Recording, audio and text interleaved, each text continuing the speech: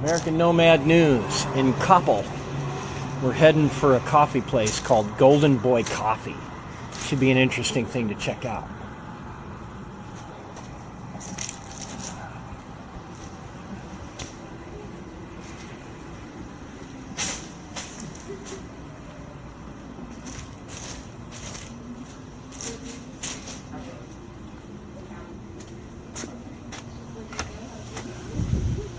Hello. Oh my goodness, it smells nice in here.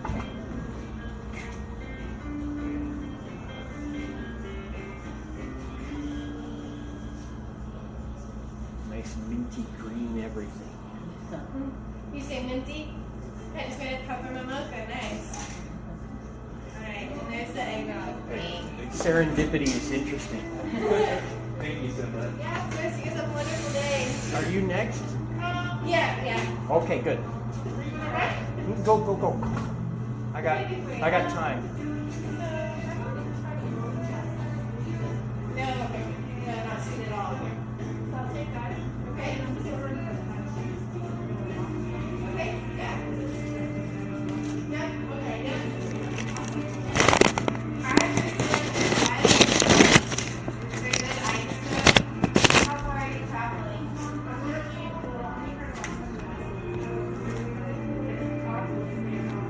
okay, yeah. Okay. I can see it's a little higher to go hold. That'll be great. Okay? Yeah. Alright. It's gonna be 10:01 altogether. There was a coffee place in Seattle Yeah. that was, I forget the name of it, but everything was a mockery of religion. And they had this huge collection of crosses all over the walls. Okay. And in the bathroom, they wallpapered it in old woodcuts from like scary stuff from the Middle Ages. Okay. And then did a translucent red wash over the whole thing. And put a coin-operated disco ball in the ceiling of the bathroom. Nice. And the toilet was black ceramic. I like the disco ball. That's a good one.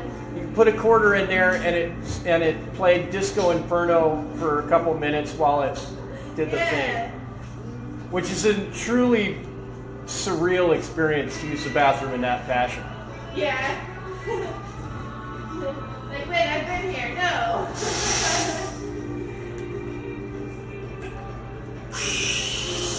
I just watched a documentary about Studio 54. Yeah. How was that? It was pretty cool. I wish there were discotheques around still. You know, there's this really weird history about, and yeah, I'm filming for American Nomad News. Nobody sees it, so don't worry. I just saw it caught my eye. It's a 360 camera. I've been playing around with it. Nice. It makes a really warped, bizarre image because I don't have the editing capacity to do the 360 on YouTube. Okay. I found out way too late that you have to like process it first. But yeah, there's this weird history about power dynamics in art culture in America. It turns out there's mob connections. There's the golden try. Mom connections, you said? Yeah, it's like, you know, the mob isn't all like this negative Hollywood stereotype. A lot of it was different families from different parts of the world, and you know, they came in with heavy motivation and built power bases for themselves and protected their own communities and established their own policy. And if you didn't like their policy, too bad. Yeah. That sounds like it's alright. And Hollywood and the art establishment during a certain period was kind of ran by the gay mob. And there really is a gay mob, turns out. Not everything they did was negative. A lot of it was protecting their own interests. But some of it was pretty, like, you know, tough on the street corner type stuff. And it was kind of like the union of artists. You had to be in the mob or, you know, cooperative with them, or you didn't get to do art. Huh, how about that? Yeah. And that's part of the whole Studio 54 and a lot of those kind of phenomenon, is that they were deeply tied into those cultures. Here's the latte for you. Thank you. Here's the chai and the latte. You're welcome. All right. What can I get started for you? Drip coffee, please. Drip? Yeah. Do you want 8, 12, or 16 ounces? 16, of course. Okay. Hi, good morning. How you doing? All right. Is that going to be it? Yeah. All right. 314. Okay. Okay. Have a fire. But that's actually, that whole culture is kind of opening up around the world. Because you see a lot broader capacity to produce art. It probably helps that there's a lot of laws to protect, you know, the community that in the past had to rely on their own members to kind of watch out for each other. Yeah, I'll have to look into that, the mob and the art culture. It's pretty interesting stuff. Yeah. So what can you say? How are the crystals Do what? How are the crystals put together? She does like a French like mix and then pours the batter into like cupcake tins and then it bakes up like that. There was a big riot in New York, a protest, and it centers around like the rainbow flag, and some of that stuff is part of that history. Okay. And there were some people, they were getting, you know, kind of roughed up a lot of times because of the way they wanted to live their lives. And then Hey, I want to things finish happen. this order and then we can chat. I'll head out. I don't want to break up your awesomeness, but you have a lovely day. Thank you too. Remember last time I saw them?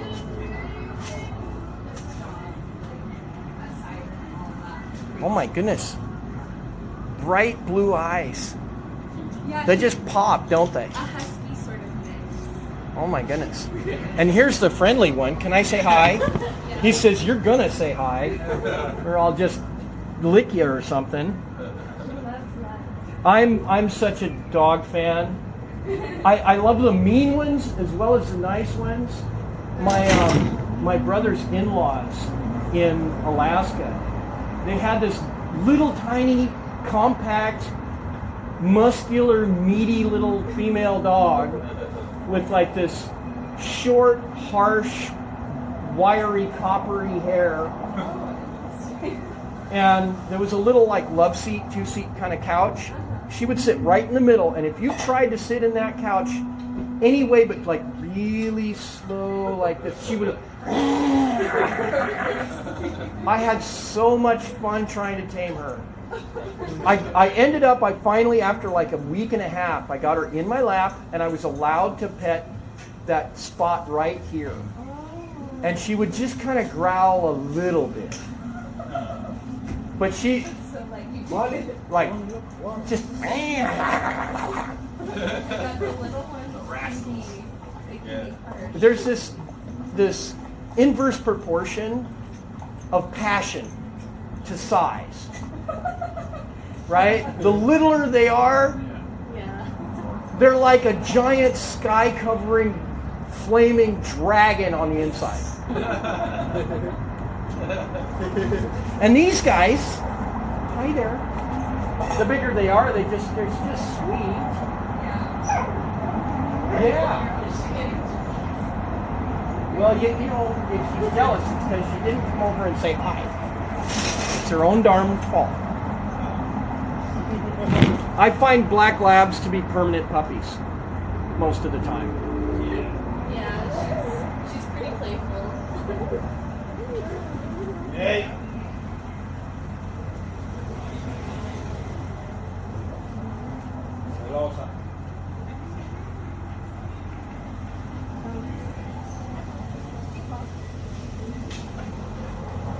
So how are you guys doing today? Fantastic. How are you? All thanks to God, pretty good. All right. I've been hiking across country since 2012. Oh, no way. And I just started a very horrible YouTube channel called American Nomad Noobs. And most of it's filmed on this 360 camera, which I'm using right now. It's blinking, it's on, but nobody can tell what you look like anyway. It's a 360, it's a fisheye lens, and I don't have the computer software or the hardware to process it into the 360 navigable view. So it comes out as flattened disk. Right? So if I'm carrying it like this, like my body curves around one side. And my head's really big and like whatever's on this side's super skinny, and then my leg is flipping out here like this. It's just hilarious. And I've got a waterproof thing, I can stick it underwater, and then everything looks kind of normal. What? Yeah. And I can see fish and stuff. But I've been having fun with it. I've done really long, like 300-400 mile hikes and a couple of almost 1,000-mile hikes. I went 930 from Fort Lauderdale to Lafayette, and I did about 1,000-ish. I haven't done the math on it yet. From Tempe, Arizona, starting out at 107-degree temperatures. Hiked Interstate 10 out, crossed 300 miles of desert to LA, up Highway 1, curved inland a little bit to San Luis Obispo, up over the 1,500-foot mountain, and caught a bus on the other side and went to Idaho. And in a lot of those hikes, I just didn't have a camera or anything, and I wanted to film it. And I'm learning now that you have got to have a lot of memory. Yeah, for video. And I didn't factor that in very well. And now I've just got a bunch of SD cards, like 5 or 6 of those, and I've filled them up, put them on the web, deleted them, filled them up again a couple of times. And at first, because I didn't have a phone, I couldn't put anything online over 15 minutes. And I've got some videos that were like 15 minutes, 45 seconds, and I'm like, damn! Because they won't let you upload it without a phone number. And now I got a phone number attached to it, but then Google kicked me off. I'm like, come on, really? It's because Google is paranoid, and because I don't have my own computer, I don't have my own IP, and I go to public libraries, and they don't do it consistently. They don't do it every time I change my IP. But every few months, Google just throws me out of my own account because I must be a hacker because I'm changing IPs. I'm like, you idiots, I'm just fucking broke.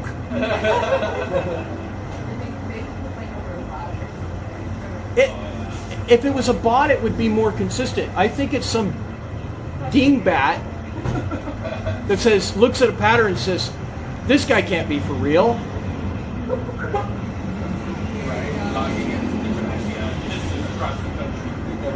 I've gone 1,000 miles. Every 15-20 miles is a different IP, and they're all libraries. But I don't think Google can tell what a library is. Either that or the librarian puts a flag on it. Because there's actually this whole thing with Homeland Security in the libraries. A lot of people don't know they see everything you're doing. I can prove it too. I'll tell you how you do it. You go in for like a few days in a row and you just look at lots of mundane stuff that's not controversial on the liberal side at all, right? And then you start looking up pro-life and Republican leaders and books that the libraries censor because they do. And just watch the librarians, right? Like the day before, they're all like, whatever, they're going about the business, no reaction whatsoever. You start pro-life and abortion politics, you're watching the library, and they're like, ah! Like the librarians can copy like yours. They totally can. It was predicated on a security after 9/11. A public safe site have access. As if homeless hippies are a threat. To them, maybe they are. They're the only threat that homeless hippies are to society is the drugs that they really shouldn't be selling. But yeah, homeless hippies don't blow shit up. Rednecks blow shit up. And rednecks don't blow up business buildings. That's CIA guys talking uneducated Arabs into flying airplanes.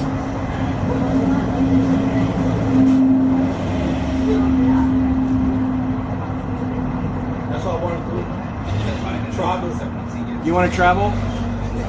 Yeah, our main goal was to like buy a cargo van and build it as a Like just a house. Yeah. I've been going on foot. that's impressive. There's a really awesome hike you can take from Pittsburgh to DC. It's 300 miles. It's actually two separate trail systems, but they're basically in line with each other. And it's the Allegheny and C&O Trails. I really recommend it. Every few miles there's a town. There's little shelters and park benches along the way that you can camp out. You can bring just a backpack and a tent and some money if you can afford it. And you can just buy your food as you go instead of carrying it and have an awesome time. I hiked the whole thing, 300 miles in about a week. That was great. It was awesome. It was beautiful. Some of the most beautiful country I've seen. There's a park I tell people about all the time because the Apollo astronauts practiced there in the 60s. And it's called Craters of the Moon National Monument in southeast Idaho. There's no snacks down there. There's no snacks. Hi there. Hey there. He says there's no snacks. No snacks for you.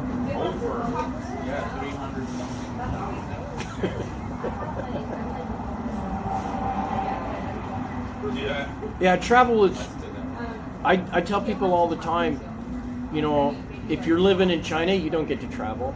You're living in Russia, even, you know, South America or Africa. In Europe, you're still restricted a little bit. But in the U.S., we can travel wherever we want, and we don't. And it keeps us from appreciating the amazing country that we live in, and the amazing cultural elements and unity that we have. That's why we move from a lot of springs, because we want to be close to nature. I think it's great to spend time in the cities, spend time in the country, bounce around, see different places, learn different foods, and one of the things I pay attention to as I'm walking along is how do they do drainages and infrastructures and bridges? They're different. Every state has different ways of solving the same problems. And it's interesting. Like New York has different architects because they do everything so well in small spaces. Yeah. You look at Florida. Florida is like, most of Florida is 1 or 2 feet above sea level. The entire state, right? And so they have a lot of water issues. Groundwater is the water is right below the surface everywhere. So what they did was they built lots of ponds and canals to have some place for the water to go.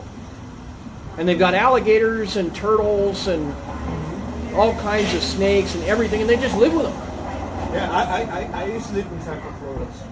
And one of the things they did that was really interesting is for erosion control. Like out here you see a lot of gabions, the wire baskets full of rocks.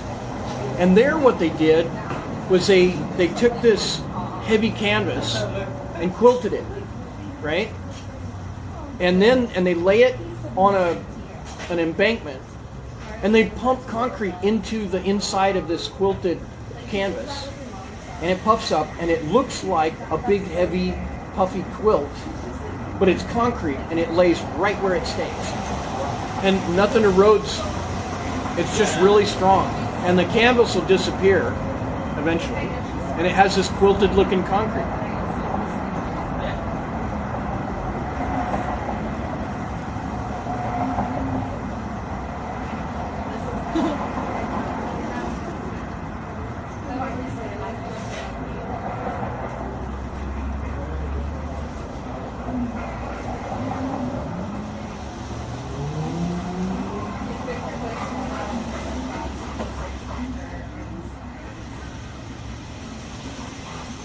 Gee, you get the feeling they like each other.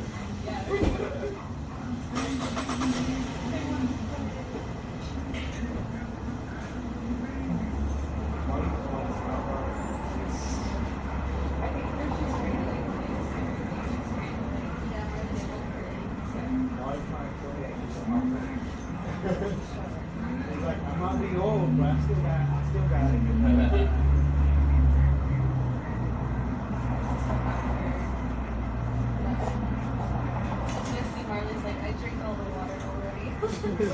Knocked most of it out. Yeah, those definitely. Yeah, Just like knocked it over the out. whole thing. Irresponsible.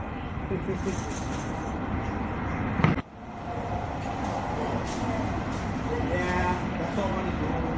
What? You're so interested in the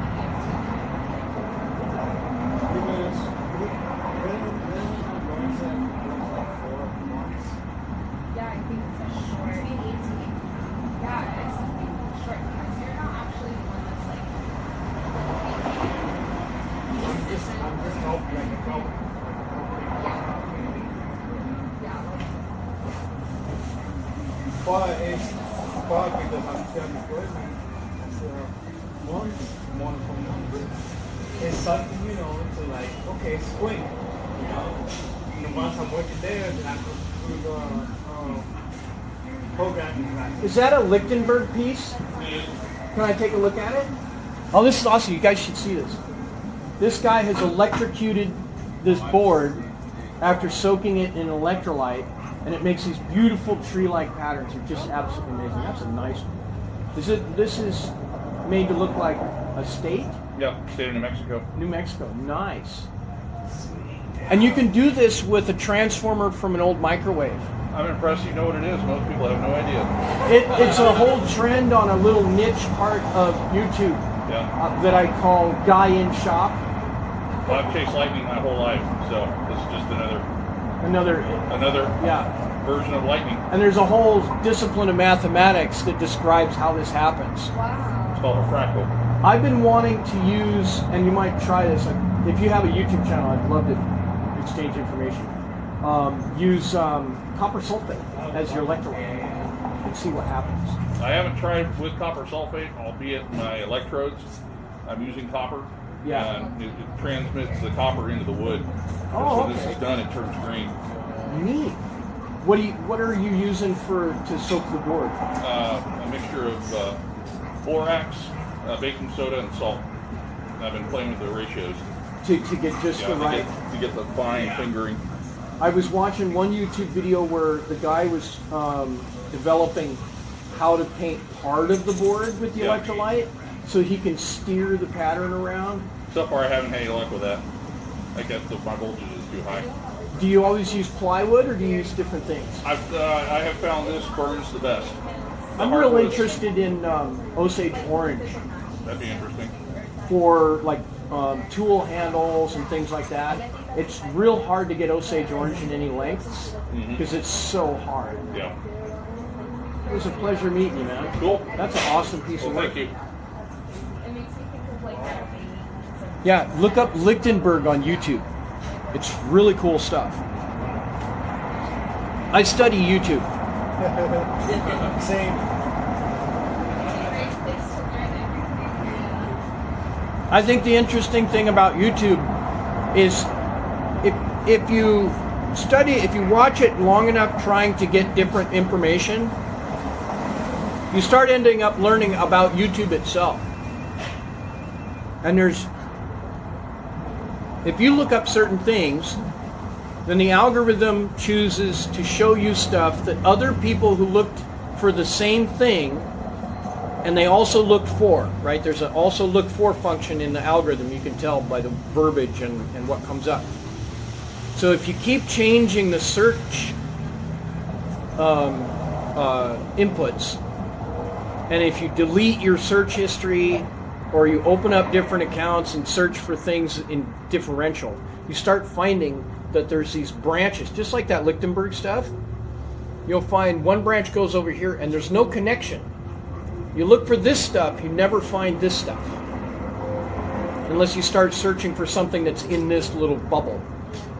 And the trick is to get out of the bubble that Google puts you into. Because Google sends you to the popular and to the associated. But what I'm looking for is the unique, which actually Google prevents you from finding unique material. Google's algorithm forces you to find things that are similar to what you've already found or similar to what someone else found in the same bubble. Yeah, that's the same. Giving you Walmart. You want to be like an artist. But there's, and I forget which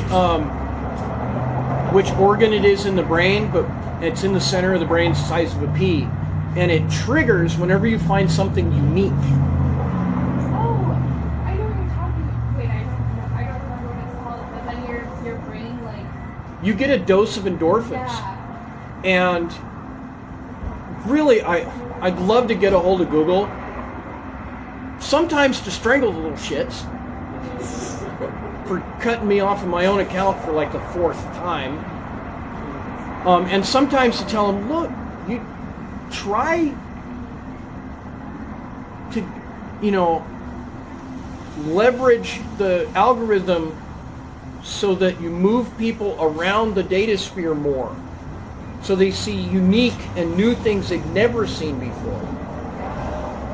And it's interesting, you look in the comments, one of the things that happens, because I start looking to break those algorithm spheres, the people who end up looking for the stuff that I'm always looking for in their sphere, they start seeing stuff that shows up in their search that comes from my other searches, and the comment says, why am I seeing this? They're seeing something unique and they're not used to it, and they're kind of uncomfortable with that. And I think that's cool. Yeah, I mean, then people can expand their bubble and like their awareness. And You have to have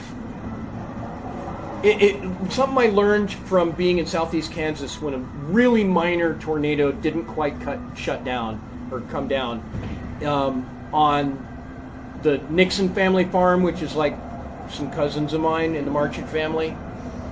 We had a big black walnut tree fall over because it didn't have enough root base. The roots were all on the surface and they didn't go very far because there's plenty of water. If your base is not deep and broad, intellectually, physically, the way you build a building doesn't matter.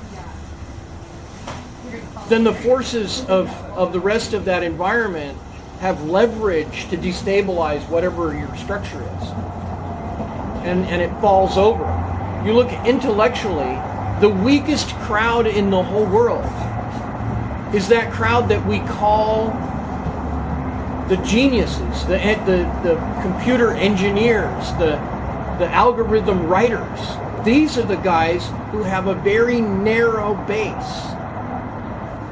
You can tell by Wikipedia, the statistics on who writes Wikipedia pages. It's real interesting. A wiki, right, is invented by computer programmers, by and for computer programmers, and they're easy for computer programmers. They're really hard for seniors, and they're really hard for anybody that doesn't code. If you look at Wikipedia's articles on John Deere tractors or Caterpillar tractors, you see a whole bunch of stub articles because computer programmers don't know anything about Caterpillar tractors. You look up mathematicians, man, you've got an article with every little detail of their life and all their theories and all the stuff written out in all those symbols you have to go to special, Unicode to put in. They're 35 to 40 years old. They're male. They've never been married and they have no kids. That's the vast majority of Wikipedia writers. And they're anti-religious. And they're anti-natalist. They don't want children to be born because they're afraid of the overpopulation myth. Which is ironic because they're some of the best mathematicians in the world, but they're emotionally afraid of too many people, and they won't do the math on figuring out that the more people we birth each year, the better off we live, and the more problems we're able to solve. But they can't go to that math because it would challenge all the rest of their thinking. And I find it really interesting that I figured all that out and I'm lousy at math and can't program. That is interesting, yeah. Like lots of like little details, So, you know, looking at. Well, here's why I figured it out. I was born in 1969, in January, just a few months before we landed on the moon. By the time I was aware of my surroundings, the Zenith console TV that was like this big when I was a kid, and this deep, and that tall, and warm on top, and the cat would sleep on top with his head upside down watching the cat food commercials. Meow Mix, I'm telling you. It was meow, meow, meow, and the cat would be like upside down watching the TV for an hour, and I'm like, how can you're, I don't know. But the talking heads told me that what happened the year I was born was critical to humanity itself. And it like clicked in some weird way, and I got obsessive. And I studied everything about space. But I was never in that clique that was allowed to study and work in that box that became NASA and the computer industry and, you know, the preppy kids. I was never allowed in that circle. But I was obsessed about the subject. So I saw that cube and all the mistakes they made. And they can't see it because they're inside the box. They're too close to themselves. It's like have you ever heard of a USB microscope? I've heard of that. They're like $100. You plug it into your laptop and you can see 200 times magnification. If you look at your own skin, it's super greasy and gross looking. No matter how much you clean, it's like, don't look at your skin unless you're like morbid or something. It's really gruesome. But when you look at stuff, you can't tell what it is because you're too close. If you're in the NASA box, all your assumptions are completely obvious to people who don't fit that demographic that was allowed to become the NASA intellectualists. And now I can't figure out how to publish what I figured out about space. How it's really easy, it's amazingly profitable. We are not only not overpopulated, we really need to like have lots of stable marriages and lots of babies. And we need to raise those children to take care of their parents instead of having people who've never had kids expect that their retirement will protect them when they become 80 and senile. The senior care centers suck ass. Yeah, I think there's been a huge trend from what I had seen with, I guess, the different age groups now starting to work and because having careers, having less kids. I've seen that the population pyramid is kind of shifted. Yeah. It's become From a the mushroom 60s cloud of stuff. Yeah. potential disaster. There's this thing that I figured out. Excuse my eating the banana. I'm like low blood sugar. Drinking coffee at the same time. I'm going to click this thing. When you're running cycles that take a long time to process, you have to have a different perspective of time than if you're doing something like, okay, I put toast in the toaster, 90 seconds, I got to pay attention to this. I was filling water tanks, running 3 different wells on 7 different water tanks at a fish processing plant in a remote village in Alaska. That was my job. And I got it mostly because I'd worked for years and years for the same company and started to bitch that I was stuck inside the building all the time. So they stuck me outside and I was like, oh my God, I don't know how to deal with this. Oh my God. I became agoraphobic overnight. It was just... But I figured out that I had to tweak things very gently, right? If I found the tank was way too empty and I opened the valve all the way and walked off, I came back, it was overflowing. right? Same thing in reverse, which is even worse. If the plant runs out of water, you're screwed. You get yelled at. Don't do that, right? So let's say you have 30 years of propaganda that says, have no babies, oh my God, right? Think Bill Gates trying to convince everyone to get an inoculation that his company produces, and he's telling everyone, oh my God, we're overpopulated. Don't do that. Don't get that inoculation. Seriously. He's already been busted, his group, for like sterilizing people around the world. It's messed up. 30 years, no kids, that gap actually processes along in the conveyor belt of time. So at some point you have a 30-year gap of no one of working age. You might have babies and senior citizens, but this is happening in China. You don't have anybody to repair the street or take care of the seniors or take care of the babies. Japan has schools with one kid. The only way China and Japan can solve that problem is the one thing that they don't want to do. They have to import babies and working age adults from countries they don't get along with. America, we can do that. We're the melting pot. Oh, you're from Ecuador. That's cool. How do you make a burrito different than the guy down the street? Okay, cool. We don't care.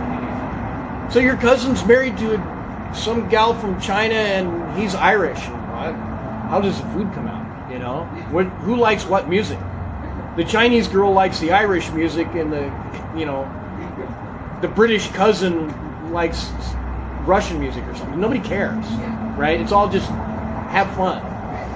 But places that are used to having that really established heavy culture and genetics, like China or Japan, they're like, no, you don't get that. Come do your business, make us money, leave. Don't marry in my cousin. Right? But if they're not having babies, then your DNA bubble gets genetically unstably small. Look at what happened to Yemen. Oh my God. They're having a whole bunch of people born that spend their whole lives in a wheelchair because they look like this. It's all fucked up because they marry their cousins too much.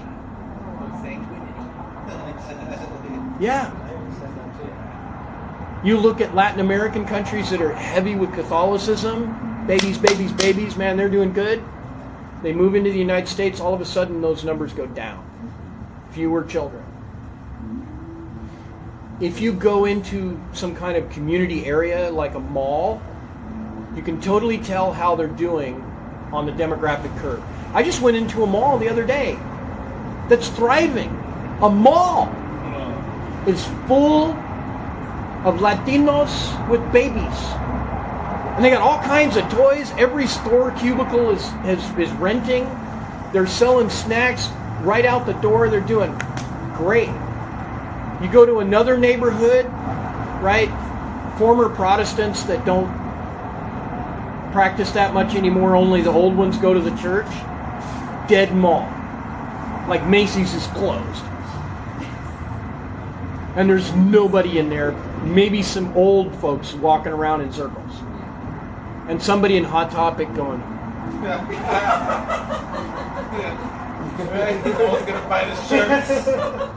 senior citizens don't buy it, and if you don't have babies, you don't have teenagers. You don't have teenagers, you don't get, T-shirts designed to offend mom. I should have never ordered these Beavis and Butthead shirts. Until the ones that like Beavis and Butthead turn 80, and then the tattoos just look bad. But that's the demographic thing. Yeah, that's interesting. Well, think about it this way. When we fix the problem of going from the surface of Earth to orbit with lots of people, which we're like this close, we will never have an excuse to be worried about overpopulation ever again. In fact, we'll have the opposite problem. We won't be able to get enough people in space to cover the demand. And that's when you start to see someone born who's designated as the official simultaneous what's the number? Quintillionth person. Right?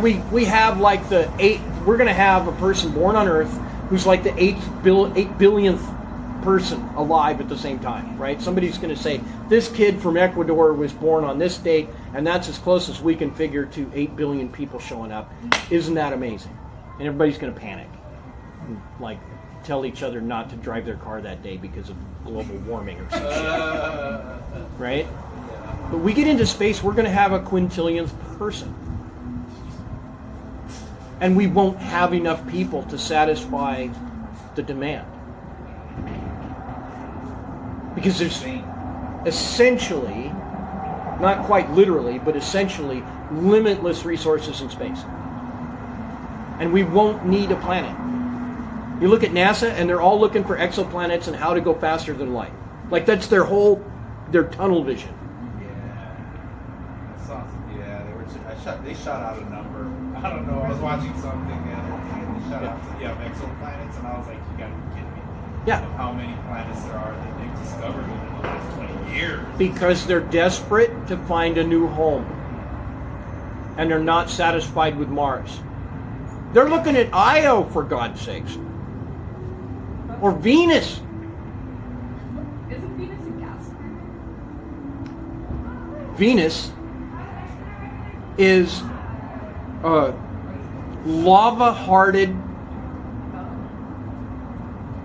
place with liquid sulfuric acid rain, the average temperature of an oven on high, named after an unforgiving, bitch. It is not a candidate for anyone to live there. The last probe lasted I think a day or something from Russia. And this is Russia. Russia makes everything like bulletproof. And their probe did not last long. No, Venus is not a candidate. And there's people talking about going to Venus. But here's the thing, right? They're basing it on all of these assumptions that come from the box that is academia, overpopulation, austerity is the answer to economics. Fuck that shit. Yeah, I think thinking outside of the box that can help. You look at Elon Musk. In a decade, he solved everything that NASA had sabotaged for 40 years. Self-landing rockets, and he might actually beat the Chinese to the moon. He may lose the U.S. NASA contract entirely because he's being successful, and they're afraid of that. So he might beat 2 first world nations to the moon. Yeah, they missed their opportunity to kill them all. They don't want the opportunity. They don't want to go. The result is the intention, regardless of what they say. You give an organization like NASA billions of dollars to run a space agency, and in 40 years they can't repeat the same experiment of going to the moon or doing anything useful. They can't get a gallon of water from the moon when we've known since 1973 or something that there was plenty of water on the moon. Yeah, it's kind of weird. And every year a new video comes out how they verified that there's water on the moon. They've been doing that 40 years. Since I was a little kid, I've been watching the whole thing. Yeah. They said there's a ton of material out there too. Right? So hard, like they essentially mine and have a limitless energy. The thing about the mining asteroids and mining the moon that they use as an excuse to not do it is that it's not valuable to take iron or whatever back to Earth. But that defines the assumption that humans will never be allowed into space as long as NASA and the EU space or JAXA or any of those guys are in charge of space. They're the ones being gatekeepers saying no. And their only answer that they understand is cost-only analysis resulting in a negative. But when you look at the reality that eventually somebody like Musk, and probably a bunch of others, will break that bubble, they'll start having corporations that will not charge people to go to space, they'll pay them to go to space. Anybody nuts enough to want to run a jackhammer in microgravity, right, will be sewing pot seeds into their spacesuit seams and going to space. And it won't be the right stuff, it'll be the crazy stuff. The people willing to go. That and prisons. They'll probably take people that they really, really, really don't like and drop them on Mars and give them no way off. And let them figure it out for themselves.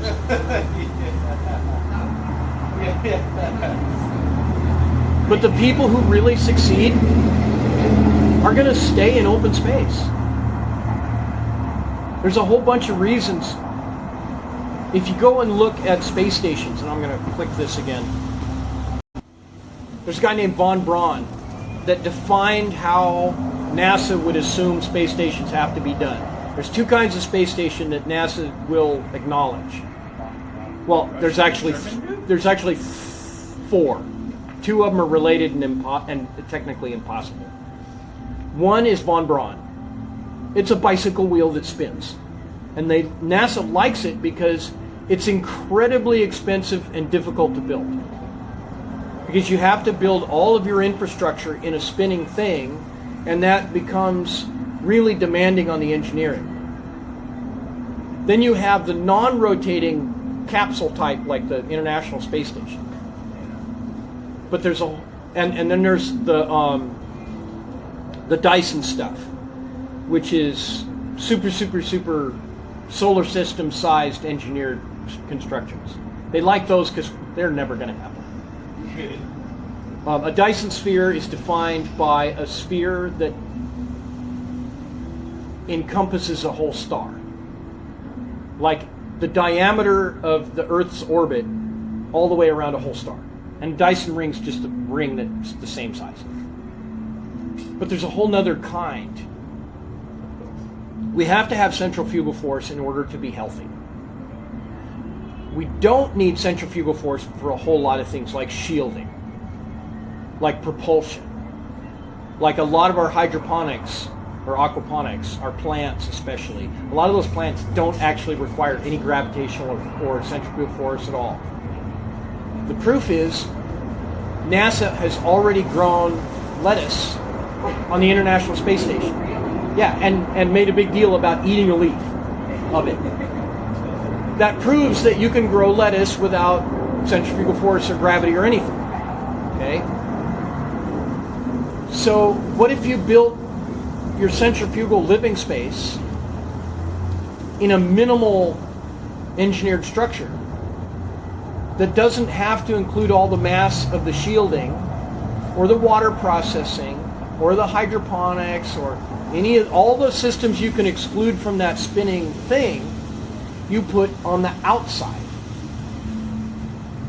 Okay?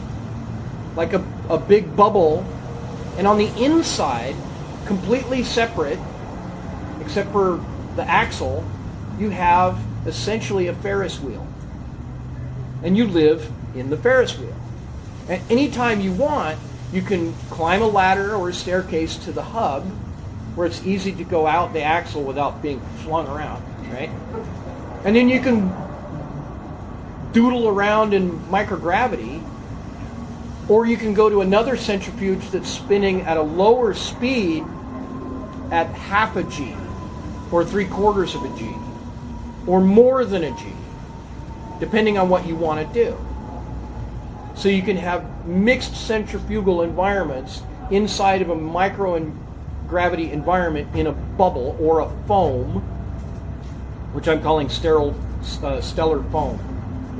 I'm working on how to define the invention of what that actually means. If you take foam rubber, right, it's basically a whole bunch of what they call cells, and each of the cells is 1/64 of an inch or smaller, right? You go to the ocean and you see sea foam. Each one of those is an inch or 3/4 of an inch.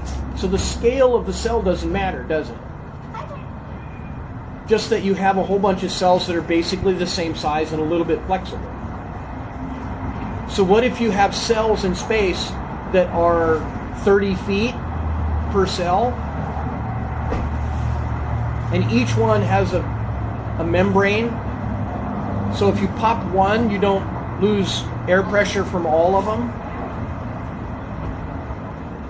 And then you can just continuously expand your foam.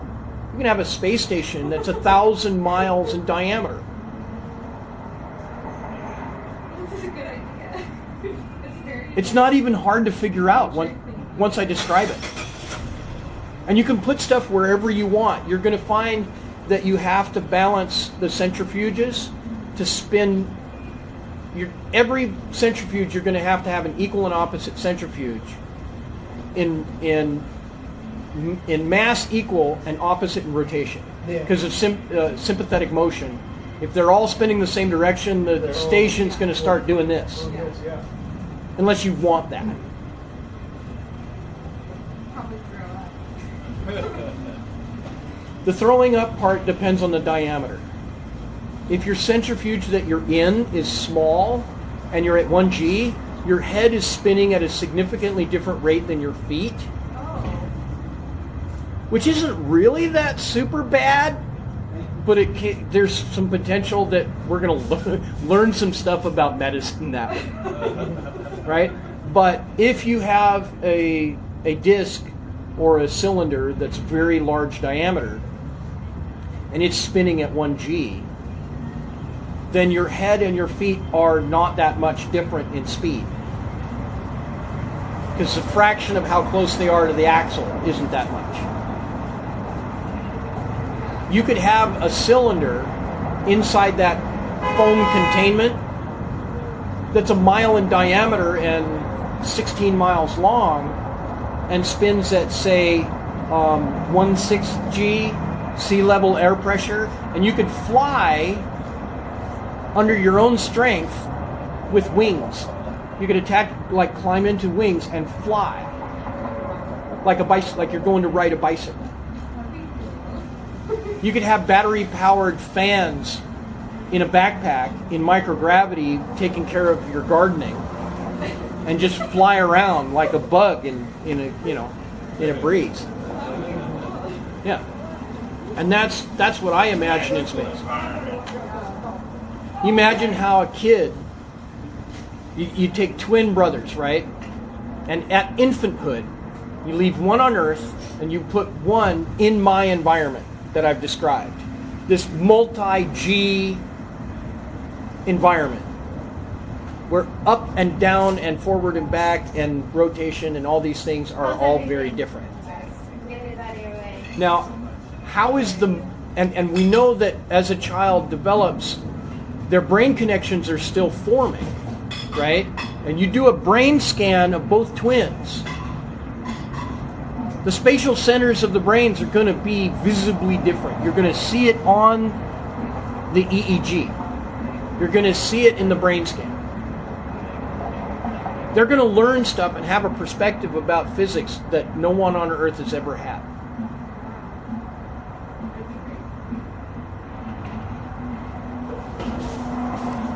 It'd be hard to find someone who's willing to donate their Well, I could see it happening in family court. I could see it happening in family court, right? Like you got one spouse is going to space and one staying in Texas, and the court says, okay, we're going to give one twin to the mom and one kid to the dad. so messed up.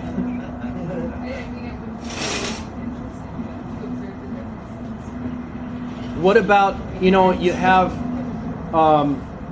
some couple from a third world country that marries at 15 years old and takes a job in space in a ore processing city, right? Like I described, right? And of course, she's going to get pregnant, and God bless her. And it's all going to be healthy because of the G forces that are available enough to keep her bones strong and her heart circulating right and all this kind of thing. How is that child's brain going to develop differently?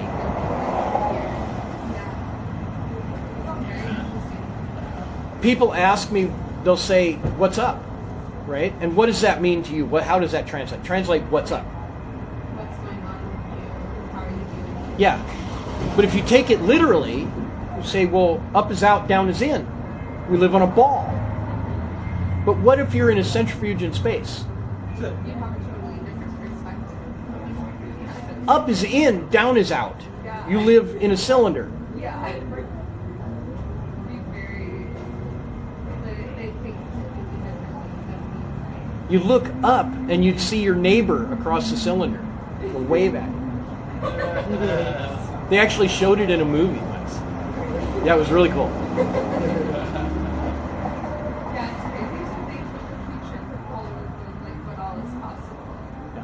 Like it's very easy to just see what we have here and to like what you're saying to live in that box. And, like this is what it is, and it doesn't expand like past this. It really is.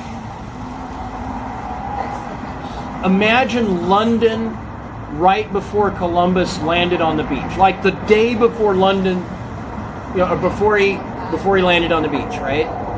That's basically where we are with space.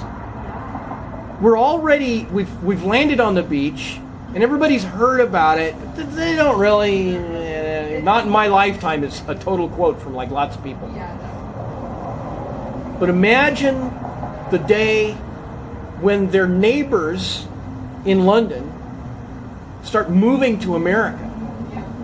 right? And like ending up with big land and stuff, and fighting with some of the natives and making deals and marriages with some of the natives. That's what it's going to be like when we have shipping companies established making trillions of dollars shipping stuff back and forth between the moon, Mars, and Earth. On that note, I'm going to wander off. It's been a super pleasure. Yeah, we need to catch your name. Darren. Darren. Yeah, please subscribe to my YouTube channel, American Nomad News. And I warn you, it's terrible. That's awesome. And I'm going to try and broadcast this. It might take forever to get that on YouTube, because the bandwidth on my cell phone is based on $20 a month that I'm pretty sure I don't have. But when I get a chance, I can upload it. My most recent one was a very short clip that's based on a cardboard sign I held up about not drinking and driving or texting and driving. Oh, nice. I did a public service message while flying a sign. Oh, I see it. Is it the turn off the phone to make up away and have a happy holiday? Please like, share, and subscribe. This ends our broadcast day. Thank you for tuning in to American Nomad News.